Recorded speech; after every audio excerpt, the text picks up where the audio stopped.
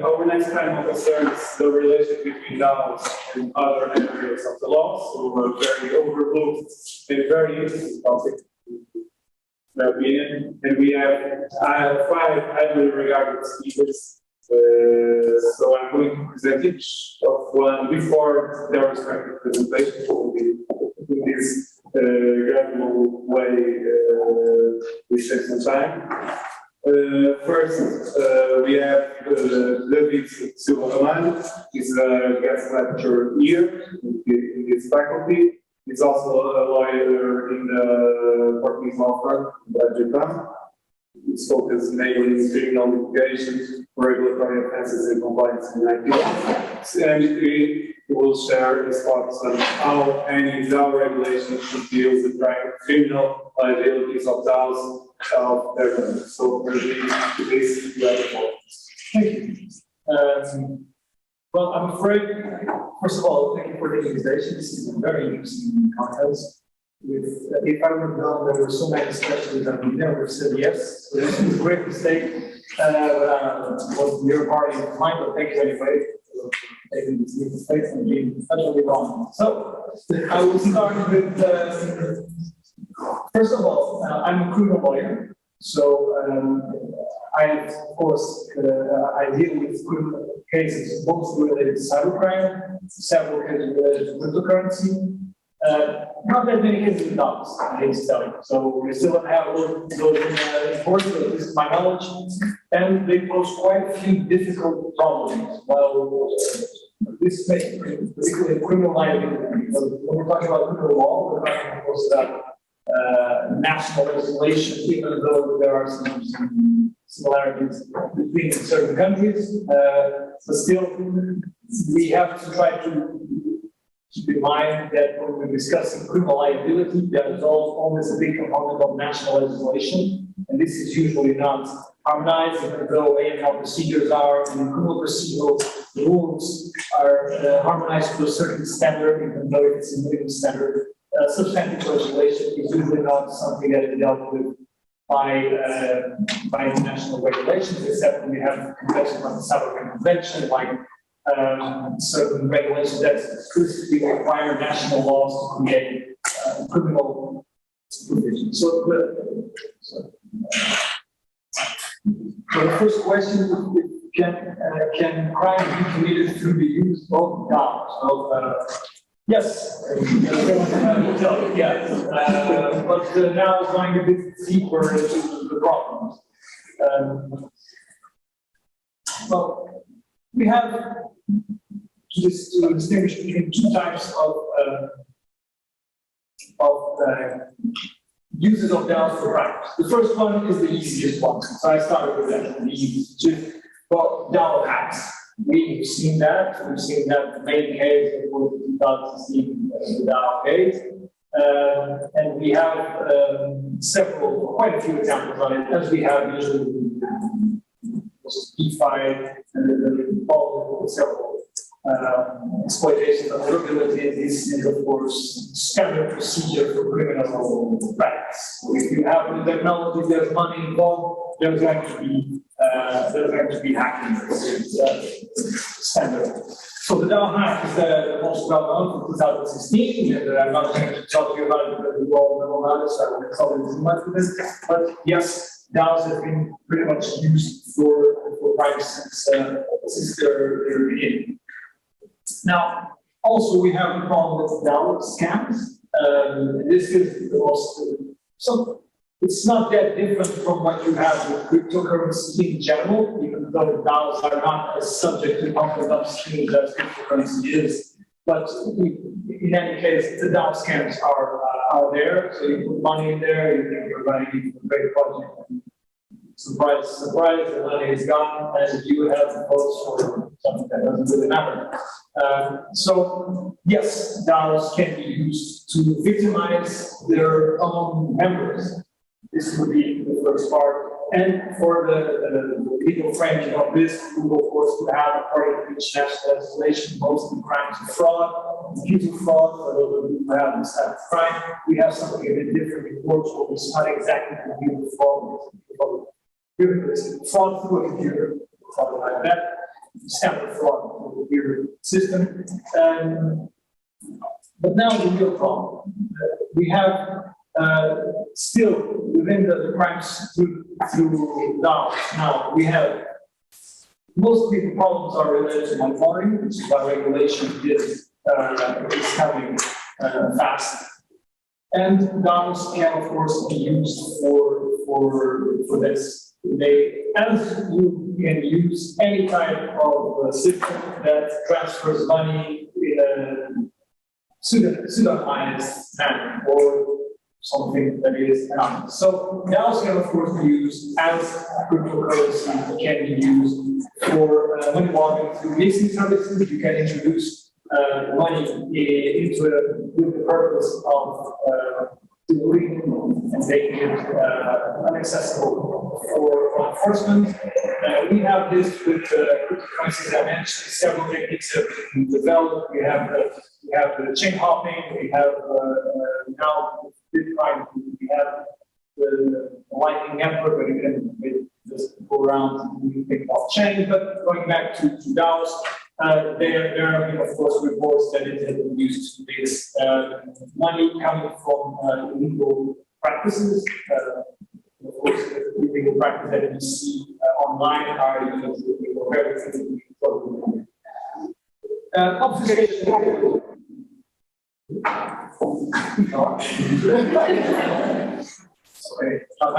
So, obfuscation of transactions through layering, so splitting transactions in little bits, so that the money can be laundered more effectively on the radar. And of course, you can try to exchange virtual assets for fiat, and the opposite, of course, fiat for virtual assets, and that's done. I will not be mentioning pump-and-dump schemes because they are rather difficult for DAO. They're usually something related to cryptocurrency, so I'll be moving on. Now, the real hard question: can members of the DAO be criminally liable? Now we have to open two options. First one is if the crime is automatically committed. So if you can have some sort of smart contract that is put in place, and whenever voting reaches its end, a conduct is initiated automatically, that will lead to the practice of a crime. This can happen, for example, with terrorist financing. You have the vote. It goes through automatically. There is crypto, for example, being sent to terrorist finance. The question is whether the voters can be seen as perpetrators. This will get started. So now imagine that you have a big mass of voters. They all voted for the practice of a criminal offense, but they are so many that their vote individually considered would not be relevant if you took it out. So this is a standard problem with corporate liability. You have decisions that are made based on a number of votes. If, for example, you need 6 votes for the approval of a decision that will lead to illegal practice, and you have 10. The defense of each of the voters would be, I'm not liable. If I would not have voted, there would still be 3 votes after what they would need. And the problem is how we attribute criminal liability to people whose votes individually considered is not that necessary, but along with other votes, it is a significant problem. Well, if the smart contract is automatically executed through the votes of individual people or member of DAOs, if you can still find an act of execution of a criminal offense that is perpetrated through, specifically through the execution of the smart contract, this example that I gave you vote and automatically it goes terrorist financing. There are not many examples. This could be one. Yes, those who voted for may be criminally liable. This has been the main position of most authors that have been talking about this. There are usually other problems that we could discuss in these matters. For example, if when you're talking about corporate liability, if you need someone to vote against, or they're not criminally liable, or if it's just on votes, whether they can be liable or not, if they just remain silent. You also have problems that are improved, but if you need, for example, a vote of at least 30 people, and imagine that there are 30 people present, one of them voted against. The fact that this person was present allowed for the votes to go through, but they voted against. So whether this could lead to criminal liability has been discussed in criminal doctrine. Of course, there is no consensus, there is no consensus in anything legal, but the main doctrine, the main understanding, and of course, is that yet to be fully tested by the court. We have a few cases in Germany, but still it's not settled. Would be that if you are there, if you contribute to the existence of the war, but if you vote against it, you are not liable. This, of course, is important for corporate liability than for DAO liability, but it's still an example that can be important for this standard. Also, the second, so the answer is that we move back. The second question is, so I said there would be two verdicts. So the first one would be execution of the smart contract. The second hypothesis would be, what if the crime is executed by a representative of some sort, who can find someone who executes the act that has been approved by the DAO? If the smart contract in itself, when executed, does not need specific to the practice of the crime, so that you cannot attribute it as an act of execution to each of the members of the DAO, you can say that they all voted for this person to do that. Well, this is the tricky problem. So, can you consider this to be a sort of instigation of excitement to a practice of a crime? The fact that this can be criminally liable will, of course, depend, as I mentioned, on each system. In Portugal, I tried to analyze this, and we have a system that does not conceive the possibility of a co-instigation. So we do not have that, even though certain sectors of the doctrine say so. So if you consider that you can have global incitement to committing an offense, you can consider that this incitement will be sufficient to determine the other party to commit the offense, you could in pieces make the voter liable. I do consider, however, that it is very difficult for you to make someone liable for an offense that will not be able to be perpetrated by the second part, just because there was this votes, especially because the contribution of each is so that. But of course, we have yet to have any cases whatsoever. I have seen, however, certain discussions in forums online where the DAOs cannot lead to any liability because criminal liability, because sometimes they are created by different companies precisely so that they can push away their liability to another entity, in this case, DAO. Well, in this case, I don't think it would be that problematic. If a company creates a DAO specifically to avoid criminal liability, they are, of course, committing the offense. They are using the DAO as an instrument to do the offense. So this would be a case where criminal liability, of course, now, when going on about what a DAO is and how the DAO works, how the DAOs can be solved with criminal liability, we need to raise the question whether the DAO can be criminally liable. And as a de facto association, and in certain jurisdictions, that's in Portugal, you need to have a specific company, a corporation, for an entity to be criminally liable. If it is a de facto association or organization, they can be criminally liable with agreement. However, for criminal liability to occur, we need to have someone in a position of leadership. Criminal liability, and I'm sorry, this is too long for the discussion, but criminal liability, as in other jurisdictions, depends on someone who is acting on behalf of in a position of leadership in the company. So, legally entity.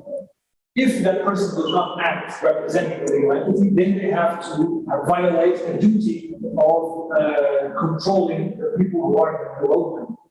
This is how you can extend an infraction from a natural person to a legal entity. So legal entities do not have arms, do not have legs, but they they are criminally liable if something is made on their behalf by someone who has the power to determine the will. So if you do not have anyone in a position of leadership, if you create a DAO and it fully works as a decentralized system where everyone has one vote or more votes, and they are not individually in the power to determine whether or not the system, the DAO will make something that they have criminal relevance, then the DAO may not be criminally liable in itself because it does not fill the standard for criminal liability. But the question then that I tried to expand on was, well, what if I can create the DAO and eliminate the DAO, but I do not control what happens within the DAO? So I create it, I have the power to delete it. May I be considered to be in a position of leadership in order for the DAO to be reliable and myself to be reliable? Well, I also think that for the criminal liability of a legal entity, it is not enough for someone to be able to eliminate it, for that person to be considered to be in a position of leadership that will allow them to work the will of the DAO. Because the will of the DAO is determined by its members.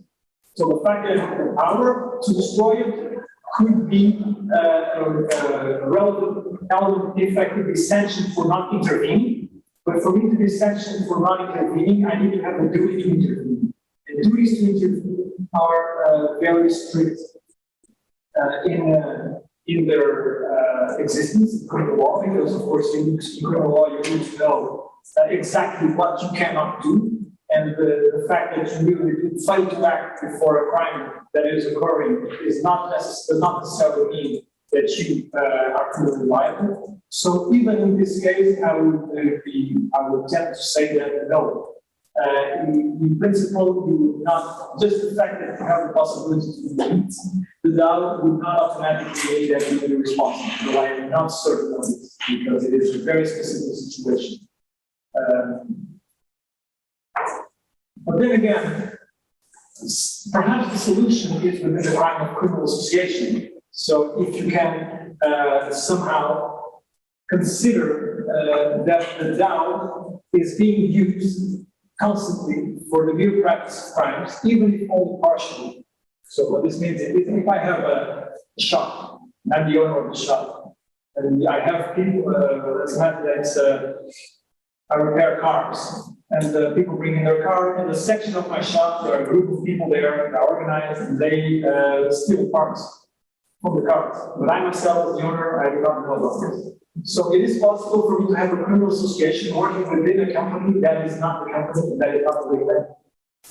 In this case, there is a possibility that the DAO may be considered a criminal association if it is specifically tailored to the facts, to the commission of crimes. It cannot be just one offense. It could be several offenses, and there needs to be a specific organization for this purpose. This, of course, is very difficult to consider for the same reason that bottom-up schemes are very difficult to consider in DAOs, which is you need to have a majority for you to be able to determine the will of the DAO.